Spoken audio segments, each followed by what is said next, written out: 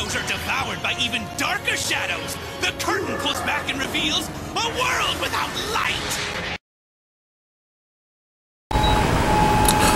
What's going on YouTube? TR Bailey 823 here. I just top 16'd ARG Fort Worth yesterday, playing my version of Burning Abyss, and so I figured I'd get into the deck profile, and then I'll kind of go over briefly a little bit of stuff that happened. Played 3 Tour Guide, of course, 3 copies of Max C, 3 Graph, 3 Seer, 3 Skarm, 2 Farfa, 2 Rubik, and a Libic, and that's all for the monsters. I only played 14 total Burning Abyss monsters. For the spells, I played Snatch, Book, Raigeki, Foolish Burial, 2 Dark Holes. Well, I played 2 Dark Holes, Raigeki, Book, and Snatch just because you want answers to cards like Dark Claw and to Constellar Diamond, so you just wanted to have answers, so I just played as many as I could, essentially. 3 Space Typhoon, and 3 Mass Change number 2. It's really good at 3, but it's also arguable to be playing less copies. It worked really well for me. You want to see this against the Telenites, and you want to see it against Cleaforts. You just want to open more ideally when you do it. Like, it's not very fun to use Mass Change number 2 on like a Farfa or a Seer that's dead with like a Fire Lake. It's just not ideal, obviously. I played, for the Shrubs, I played 2 Karma Cut. I wish I played 3. This card was really good for me all weekend, and yeah, the card's just ridiculous. This is a ridiculous card.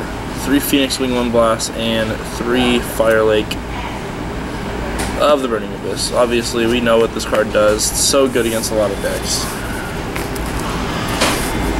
For the extra deck, I played 1 copy of Wind Up Zenmaines, number 20 Giga Brilliant, Ghost Trick Alucard, 3 copies of Dante, of course, Nightmare Shark, Acid Golem, 2 Virgil, 2 Downward Magician, 2 Master Hero Darkclaw, and 1 Sky Cavalry Centauria. This card is to answer Mischief of the Gnomes, and it's ridiculous. It's a ridiculous card. Actually, what it does is, at the end of the damage step, if it battles an opponent's monster, you can attach an Exceedance Hero from the card to return the monster from the field to the hand. It does not target it, and it cannot be destroyed by battle as long as you have an XYZ material. In the side deck, I sided a Constellar Pilotomy M7 and a Satellar Constellar Knight Diamond for the 2 Exceed Universes for the mirror. For the mirror, I also sided 3 copies of Mischief of the Gnomes. Shout out to my boy Johnny Nagel for giving me this idea last week at YCS South Carolina. This card's really good. I drew really bad against this one guy post board, and since he was never able to make a Dante, because I drew 2 of these, I got to use it 4 times, so he never was really able to do much. And then 3 copies of Twister. I prefer it over Fairy Wind against Clyforts, because like there's a couple reasons. One, it's really been annoying. Every time I play Cleaforts, every time I set a Fairy Wind, it always gets Dust Tornadoed or MST'd. Obviously, that's a very bad reasoning, but I don't know. It's just really frustrating when that happens.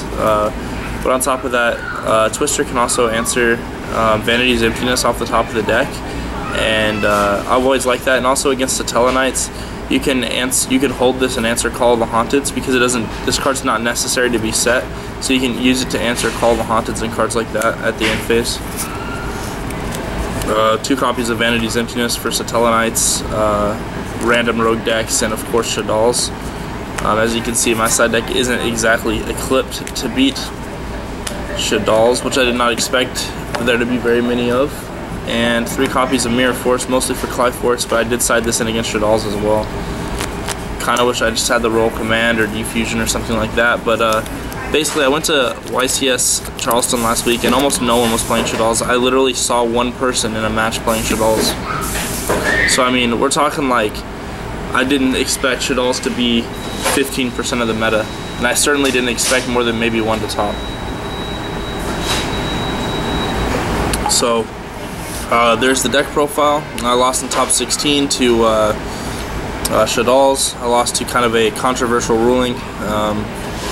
That was kind of frustrating. Yes, there's a little bit of a freak out video, or there's a little bit of a freak out that I had. I definitely apologize for my behavior with that. I was just very frustrated and caught in the moment. I did apologize to all those involved, just to make sure that, you know, I showed that I was genuinely sorry, because it wasn't okay for me to react the way I did. But you know, it can get really frustrating, the consistency in rulings. Last week at YCS Charleston, for example, Downer Magician removed by Farfa and it comes back, it would not be considered summoned from the extra deck, it would just be considered special summon. But at ARG this weekend, it was considered special summon from the extra deck, so I lost my top 16 match for free when I could have done, I don't know, 10 other plays. I mean, yeah, it was a pretty frustrating way to lose, but long story short, I didn't get it done. I didn't get it done when it counted in top 16. Hopefully I can do better next time, and thank you guys for watching. Have a great day. Don't forget to like, subscribe, and comment, and thanks for watching.